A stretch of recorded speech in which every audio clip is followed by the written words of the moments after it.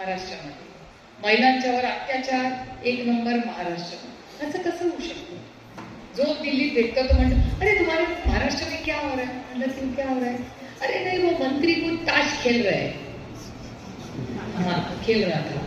तुम्ही विचार करा, गंमत बघा भाऊ, हे खूप इंटरेस्टिंग आहे फॅक्च्युअली, की जो माणूस गेमिंग, त्याला गेमिंग म्हणतात ना, ते कशावर खेळत होते? हे खेळत नव्हते, मोबाईलवर गेमिंग खेळत होते। ते गेमिंग खेळत असताना ते गेमिंग मध्ये एकटा पकडले गेले। आता त्याला आम्ही जबाबदार नाही, भाऊंना माझ्यापेक्षा जास्त अनुभव आहे। आम्ही असेंब्ली किंवा पार्लमेंटमध्ये कसे बसतो की विरोधी पक्ष एका बाजूला सगळा आणि सत्तेतले एका बाजूला।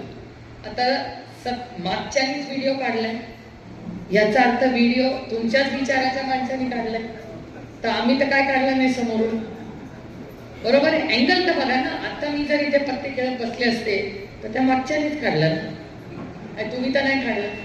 ते तर आमच्यावर डाफरतात। आता त्या बिचाऱ्या आमच्या रोहितलाच नोटीस पाठवली आहे अब्रू नुकसानीचा।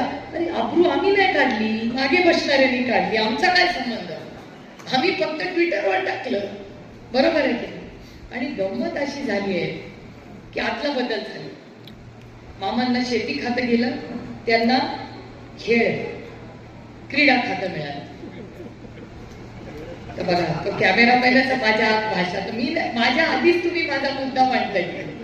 आता खेळ करताना आम्ही केंद्रामध्ये एक नवीन कायदा पास केला की जे गेमिंग आहेत ना, सगळे जे खेळताना असले सगळे, जो जुगार चालतो, खेळ चालतात, ज्याच्यावर पैसे लावले जातात, हे सगळे खेळ आता या देशात बॅन केलेले आहेत आणि प्रत्येक राज्याने हे बॅन केले। पुढची गोष्ट ऐकल्यावर तुम्ही टाळ्या नाही वाजवणार।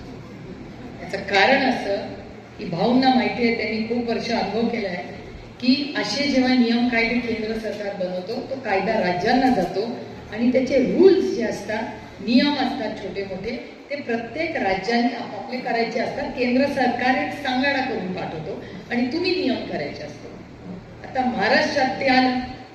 आता महाराष्ट्रात क्रीडा मंत्री कोण? आता त्याचा बॅनिंगचा नियम कोण करणार? मला आश्चर्य असं वाटलं, मी उद्या पत्र लिहिणार आहे माननीय मुख्यमंत्र्यांना, की ज्या मंत्र्याला तुम्हाला बदलावं लागलं कारण का तो कामावर बसलेला असताना पत्ते खेळत होता मोबाईलवर, त्याला बंदी केंद्र सरकारने आणली आहे। त्याच बंदीवर नियम कायदे बनवायला तोच मंत्री तुम्ही बसवला, याचा केसाच नाही। म्हणजे जो मुलगा वर्गात कॉपी करतो त्यालाच तुम्ही पेपर तपासायला बोलत। आता हद कर दी भाई इस सरकारने, हद कर, म्हणजे कहर आहे। आता टीका, आता सिक्सर वाला बॉल आहे की नाही, आता इथेच येऊन